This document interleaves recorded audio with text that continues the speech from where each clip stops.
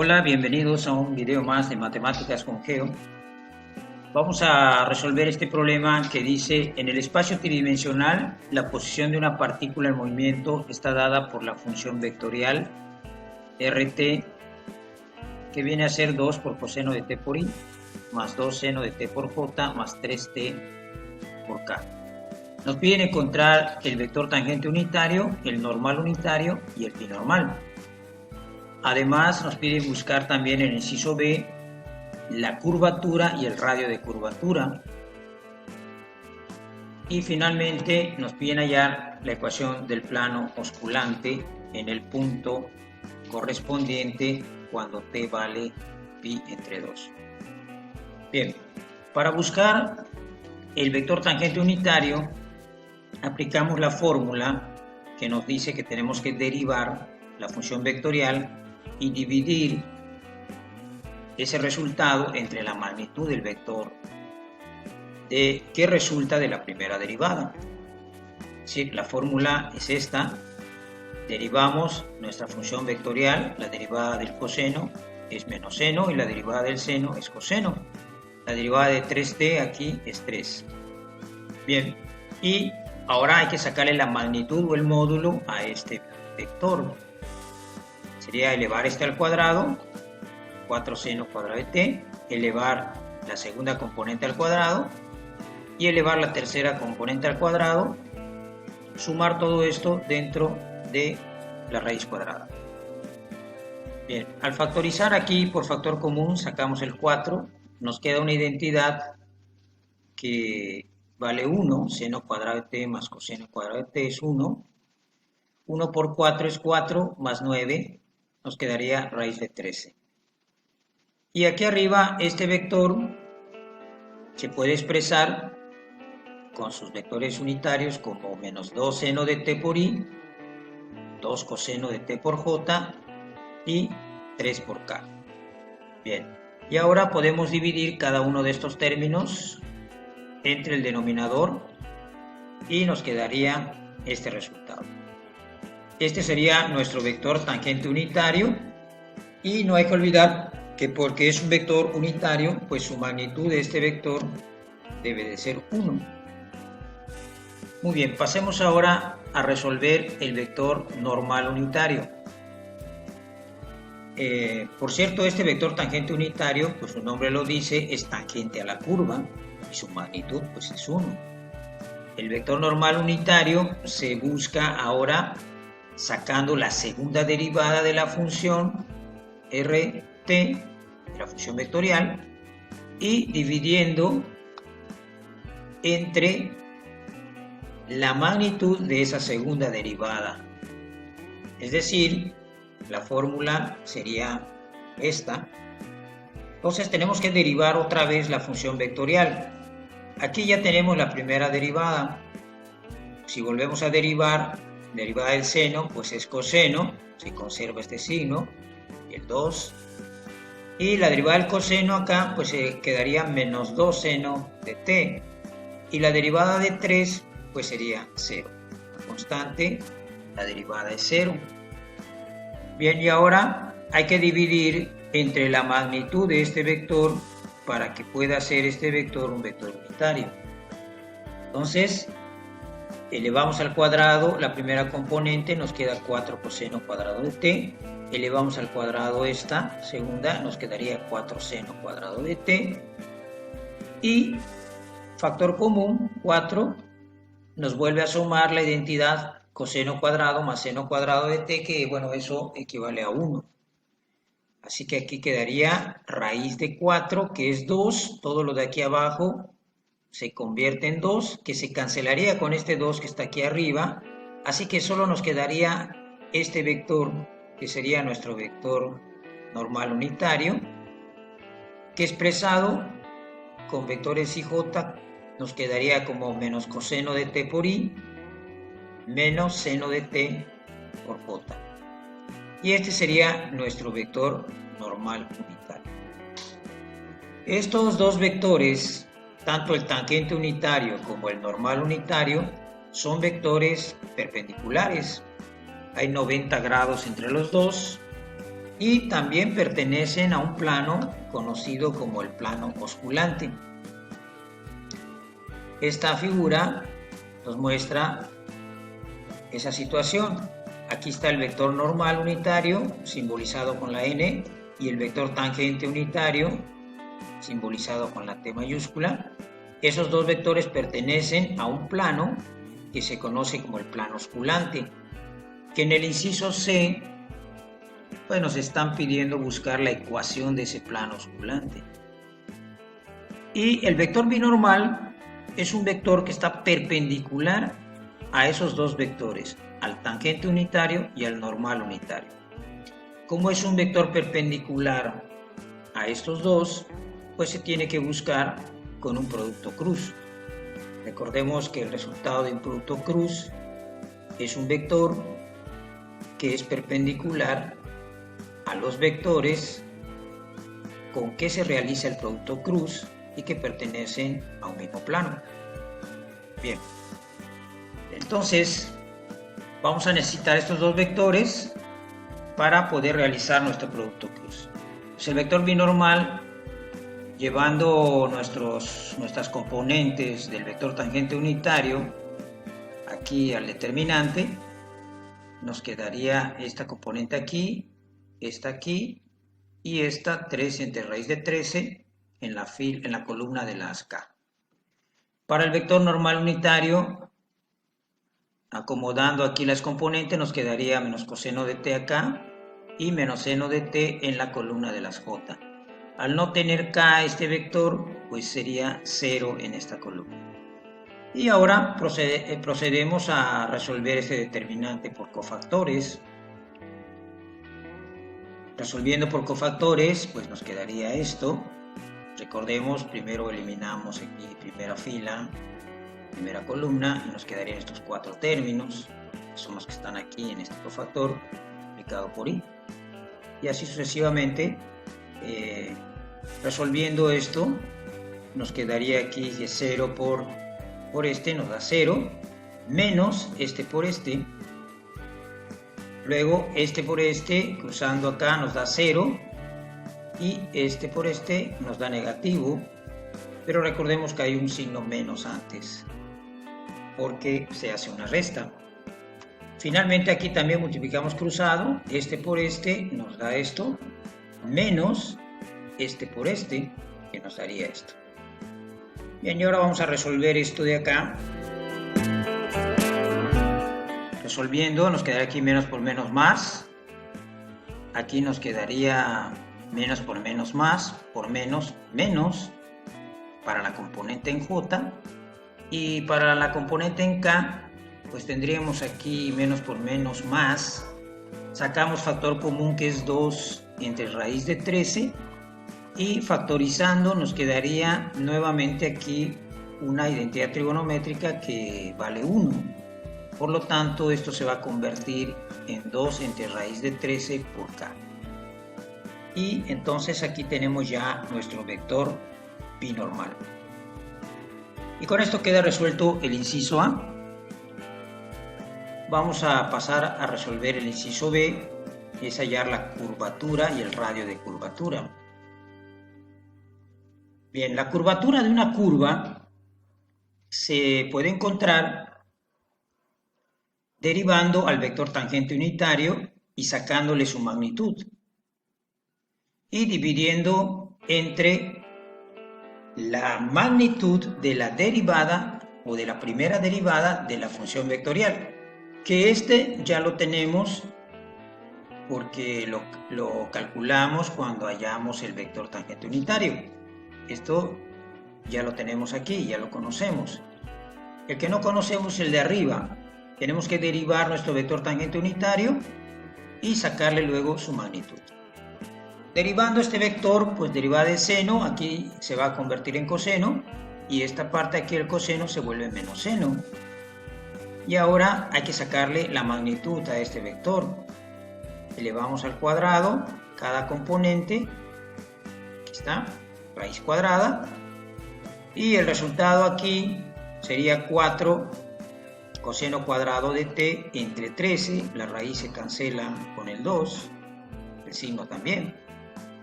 Aquí igual este menos se vuelve más, nos quedaría 4 seno cuadrado de t entre 13. Sacando el factor común 4 entre 13, nos vuelve a aparecer aquí la identidad al factorizar por factor común. Esta identidad que vale 1, así que esto se vuelve simplemente raíz de 4 treceavos. Aquí está. Y la raíz de 4 treceavos se puede escribir de esta manera, y la raíz de 4 es 2. Entonces, el vector tangente unitario, la magnitud más bien del vector tangente unitario sería 2 entre raíz de 13. Y ahora sí podemos hallar la curvatura dividiendo esos dos resultados.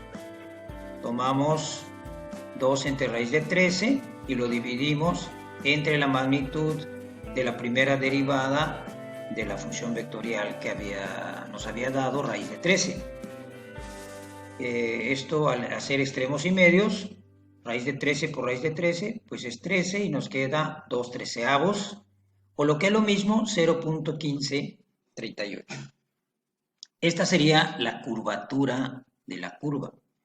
La curvatura es un parámetro, un valor que nos da información acerca de qué tan cerrada está una curva en cierto punto de ella.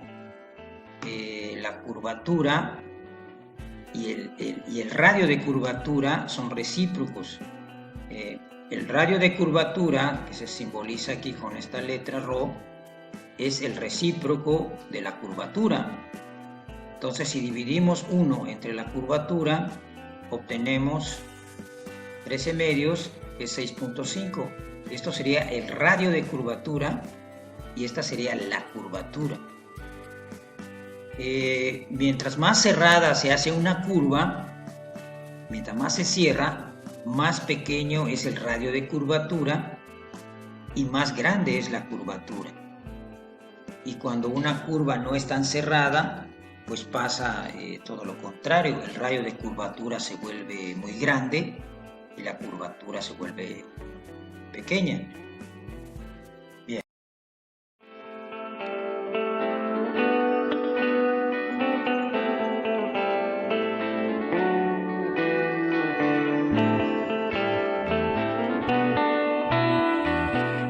Bien, para encontrar ahora la ecuación del plano osculante, recordemos que la ecuación de un plano surge de un vector normal al plano y de un punto que pertenezca al plano. Como nos piden encontrar la ecuación del plano osculante cuando t vale pi entre 2, vamos a reemplazar este valor de t en nuestra función vectorial para buscar el punto sobre la curva por el cual pasa el plano osculante. Ese punto también va a pertenecer al plano osculante. Recordemos que la función vectorial es un vector que se va moviendo y su punto final es un punto que está sobre la curva.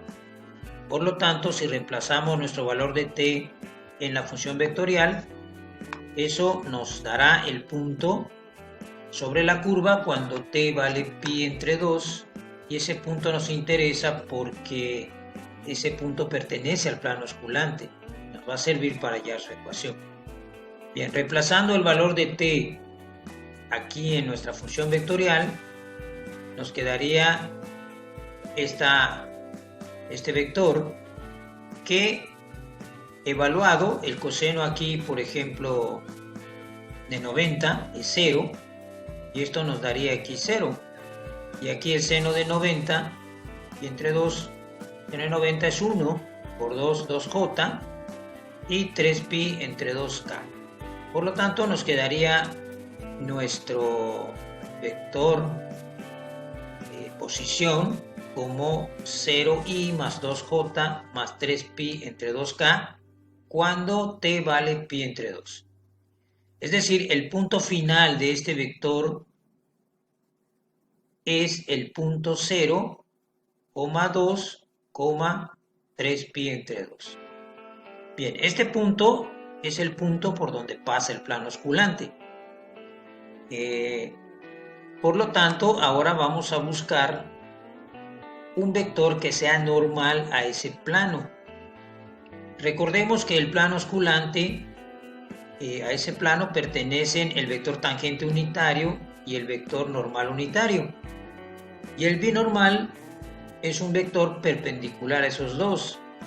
Por lo tanto, el vector binormal es un vector perpendicular al plano osculante.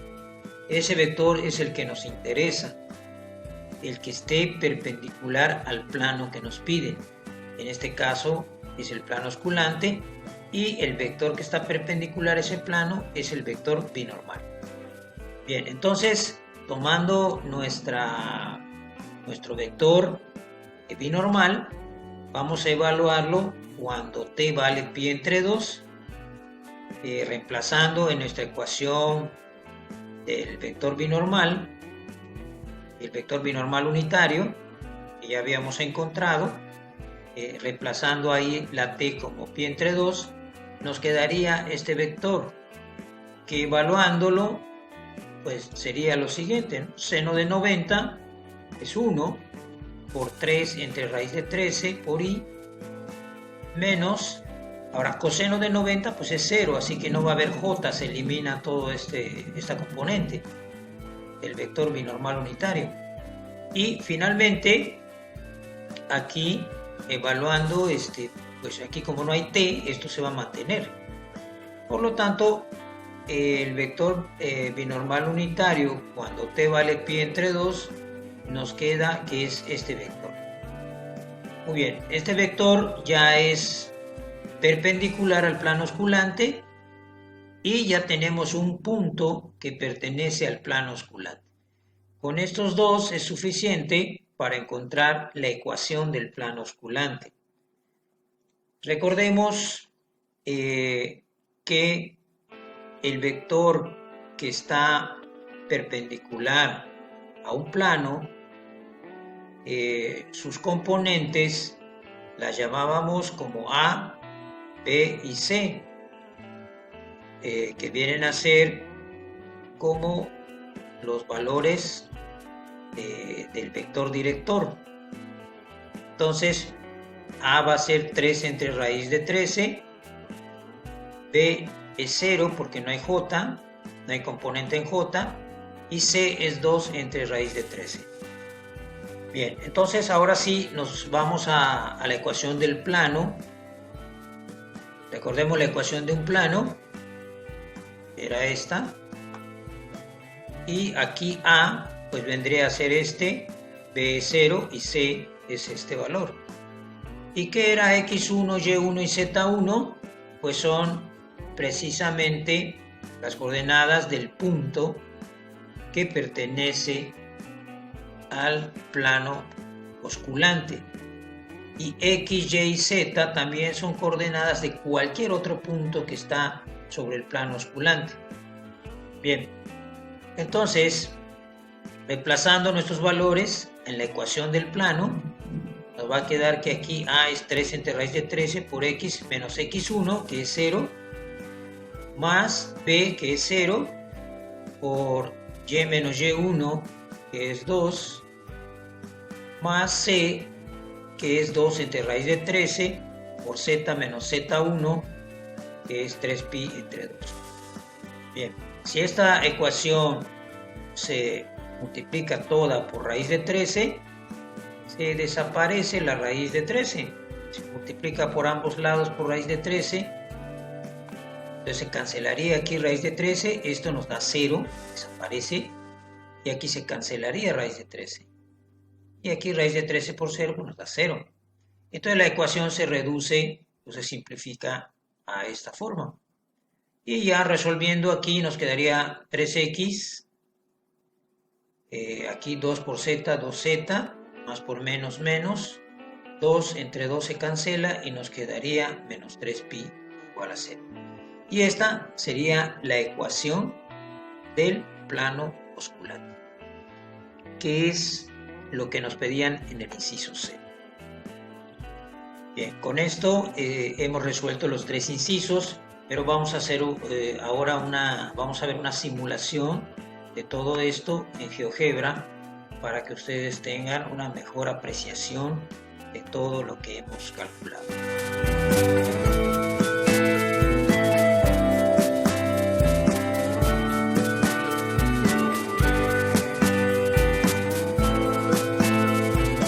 Bien, aquí en GeoGebra ya instalados, ya hemos dado aquí las ecuaciones paramétricas que pertenecían a la función vectorial. 2 coseno de t, 2 por coseno de t, 2 seno de t y 3 por t. Y he hecho variar el parámetro de 0 a 2pi. Bien, aquí quiero que ustedes observen lo que es la curvatura, el radio de curvatura y también el círculo osculador.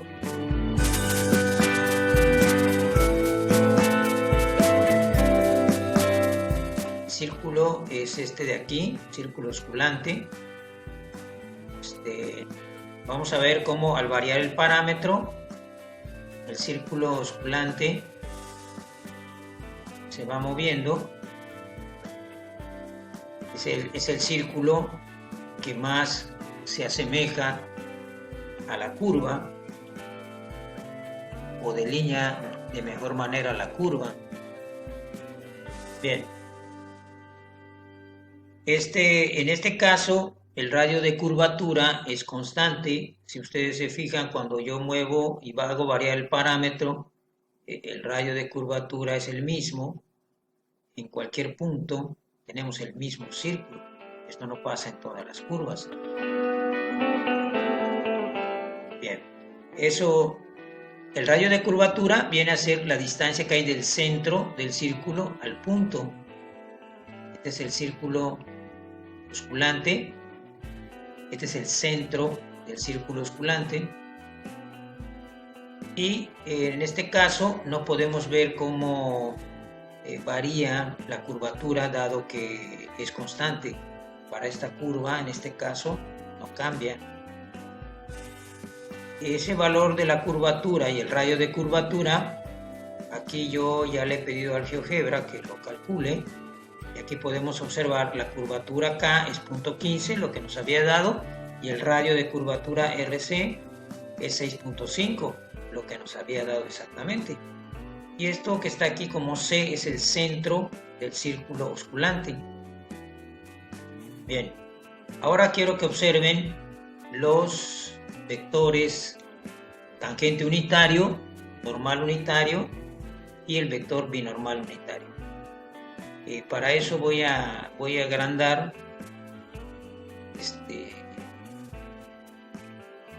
aquí la gráfica.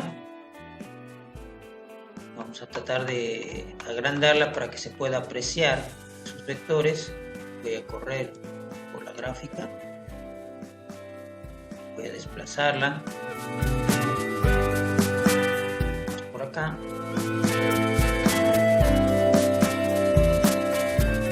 Y si vamos agrandando, ahí ya vamos viendo los vectores unitarios.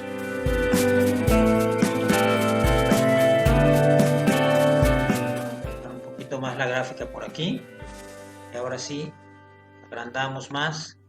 Y aquí podemos ver los tres vectores: el normal unitario, el binormal y el tangente.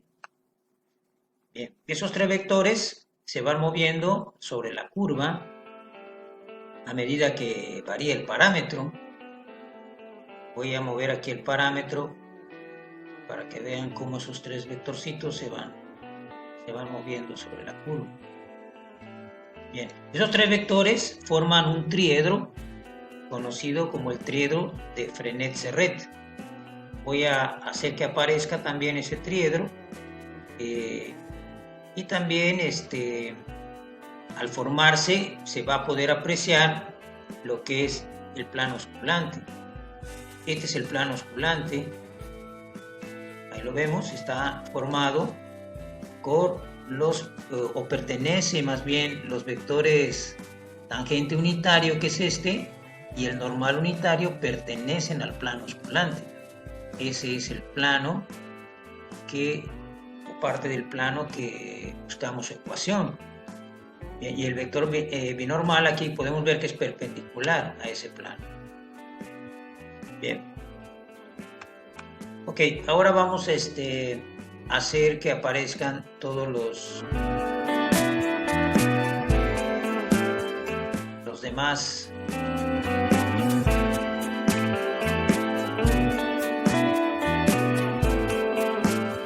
bien. Aquí están los demás vectores.